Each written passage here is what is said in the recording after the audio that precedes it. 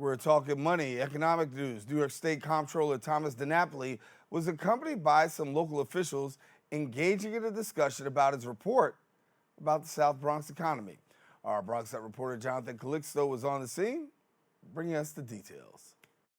New York State Comptroller Thomas DiNapoli gathered elected officials and business owners at La Central YMCA to give a snapshot of the economy of the South Bronx. We really were pleased to put this report out today. It's really meant to be a picture of a point in time, particularly coming out of COVID. Despite the pandemic, the economic report showed an increase in jobs, wages, and businesses. The South Bronx is moving forward, so we're hoping that the community leaders, elected officials will use this report as a blueprint for next steps to keep the progress moving in the right direction here. Today's announcement is one that is met with a lot of optimism and hope for a better tomorrow. It's really pleasing that we're getting a good report for once, because the South Bronx has been so devastated, so ignored, so shortchanged, systemic racism, disinvestment for decades. It's very exciting, very empowering, and there's a lot of alignment here with what we've been preaching at the Hunts Point Produce Market. A positive report for Philip Grant means support from possible investors, something needed to continue the long-time mission of the Hunts Point Produce Market. Would allow us to keep up with population demand, allow us to feed and continue to feed the 22, 23 million people within a 50-mile radius. It is incredibly important to national food security. Reporting for BronxNet, Jonathan Calixto. And thank you, Jonathan. In other news, the New York City Department of City Planning unveiled a series of proposals aimed at fortifying small businesses. Our BronxNet reporter Kim Naleen brings us the specifics.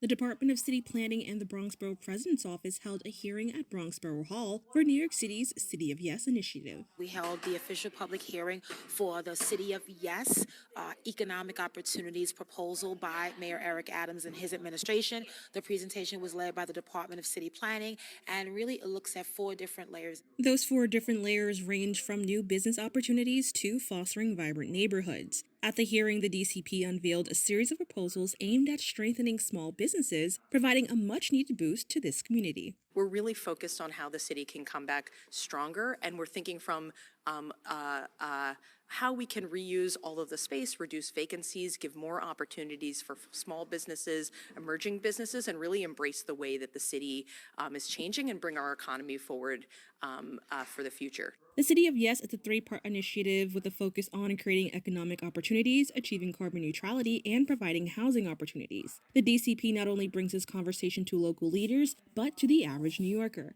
Bronx Borough President Vanessa Gibson highlights the significance of this opportunity. Whether you like it or not, changes are coming. And I think sometimes we don't want to embrace change because it's uncertain areas that we just don't know. And a lot of these zoning laws have not been changed since 1961. Neighborhoods have changed in the past 50 years.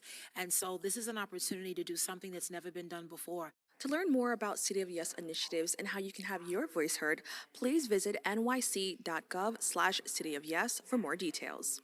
Reporting for BronxNet, Kibben Aline. And Kibben, thank you. In community news, the New York City Department of Labor organized a job fair for Bronx residents as well as anyone seeking career advancement. Our BronxNet reporter, Chris Camilla, has more details. Nearly 200 people from across the Bronx flocked to the Columbus High School campus on Astor Avenue this week, not for a classroom lesson, but instead a different kind of opportunity.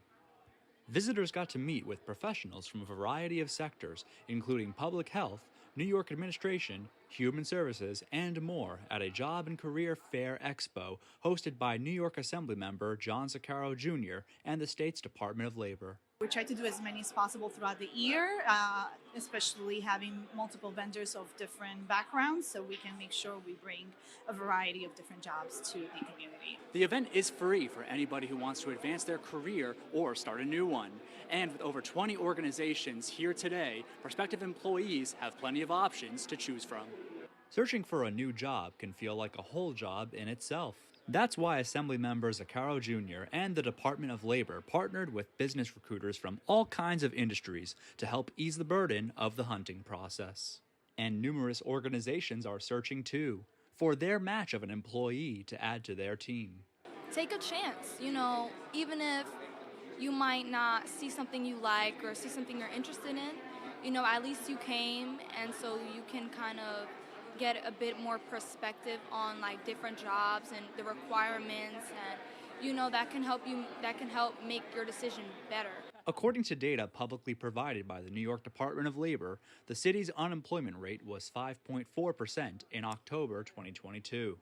As of October 2023, the rate saw a favorable dip, lowering to 4.2%.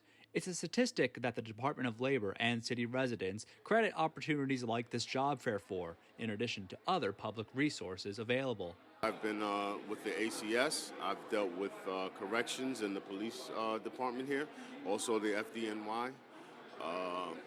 So far, things are looking great. They've given me some good ideas. They've shown me where to go online to apply for everything. I appreciate everything so far.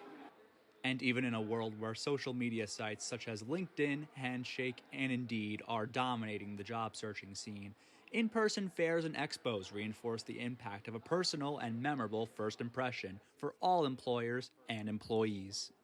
Reporting for BronxNet, I'm Chris Kimella. And thank you, Chris. That's all the time we have for our Bronx updates. We are taking a quick break, but guess what? We'll have more open when we return.